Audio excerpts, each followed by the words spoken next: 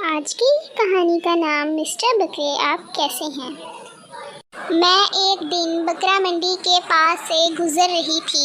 میں نے سوچا چلو جانوروں کا آج انٹرویو ہی کر لیتے ہیں۔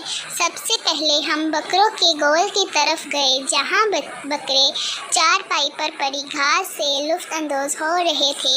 ایک بکرے کی نظر ہم پر پڑی۔ ہم نے غنیمت جانتے ہوئے بکرے کی توجہ اپنی طرف کی اور ان سے پوچھا، مسٹر بکرے آپ کیسے ہیں؟ پہلے تو مسٹر بکرے نے بولنے سے انکار کر دیا اور اپنی مخصوص بولی میں بولے جانے لگے۔ پھر اچانک کہنے لگے، کیا پوچھتے ہو ہم سے ہمارا حال؟ پھر بھی ہم اللہ کا شکر ادا کرتے ہیں۔ ہمارا مالک ہمارا بہت خیال رکھتا ہے۔ کھلی تازہ ہوا میں گھمانے لے جاتا ہے، یا بعض اوقات اگر مالک غصے میں ہو یا ان کے پاس چارہ کھلانے کے لیے پیسے نہ ہو تو رونے لگتے ہیں کہ قربانی کا جانور اب کتنا مشکل ہوتا جا رہا ہے کہ انہیں بھی کھلانے کے لیے پیسے نہیں رہے۔ پھر بھی کہیں سے پکڑ دھکڑ کر ہماری ضرورت پوری کرتے ہیں۔ یہ کہہ کر مسٹر بکرے پھر سے چارہ کھانے میں مصروف ہو گئے۔ ایسے لگ رہا تھا کہ جیسے وہ مزید بات کرنے کے موڈ میں نہیں ہیں۔ پھر ہم گائے اور بیلوں کے گول کی طرف بڑھے جہاں پر گائے اور بیل واک کر رہے تھے۔ کوئی چنبیلی ہے تو کوئی چلبی، کوئی شہنشاہ تو کوئی بادشاہ، اور جتنی موٹی اور خوبصورتی سے سجی ہوئی ہے گائے اتنی ہی زیادہ اس کے دام۔ زیادہ تر لوگ وہاں ان کی واک ہی دیکھنے آتے تھے، پیسے تو نہیں، بل چلو ونڈو شاپنگ ہی سہی۔ اتنے میں ایک گائے ہماری طرف بڑھی۔ ہم ڈر گئے۔ اچانک سے وہ کھڑی ہو گئی اور بولی، ہم سے سوال نہیں کریں گے؟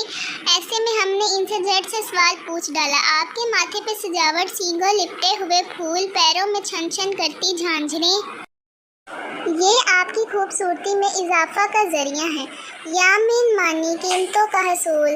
نام یہ سب ہمیں بیچنے کے طریقے ہیں۔ گائیں تھوڑا اتراتے ہوئے بولی، بعض خریدار نہیں، جانوروں کو سجا بنا کر اس میں انفرادیت پیدا کرنا چاہتے ہیں۔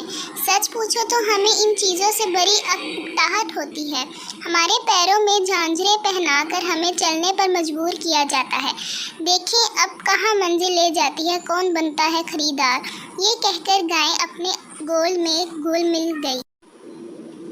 منڈی میں پہنچنے کے بعد کیا مالکان آپ کی طرف توقع دیتے ہیں؟ منڈی پہنچنے کا مرحلہ تو سفر سے زیادہ تکلیف دہ اور تھکانے والا ہوتا ہے۔